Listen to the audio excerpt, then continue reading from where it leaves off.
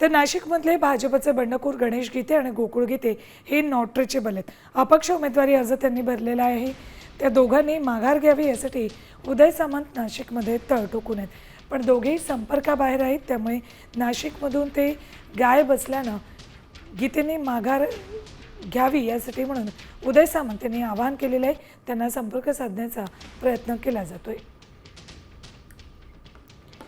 नाशिकमध्ये भाजपच्या नेत्यांनी बंडखोरी केलेली आहे। शिंदे सेनेचे उमेदवार दराडे या ठिकाणी आहेत, तर त्यांच्या विरोधात गीते बंधूंनी बंडखोरी केलेली आहे। गणेश गीते यांनी त्यांच्या विरोधात बंडखोरी केलेली आहे। अपक्ष म्हणून उमेदवारी अर्ज दाखल केलाय। यावर उदय सामंत यांनी काय म्हटलंय बघा।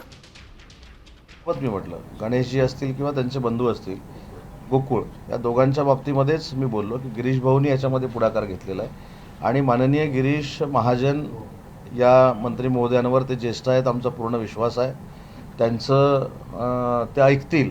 त्याच्यामुळे गीते साहेबांची ते चर्चा करतील, त्यांची समजूत काढतील आणि आमच्या नरेंद्र दराडे साहेबांचा विजय सुखकर करतील।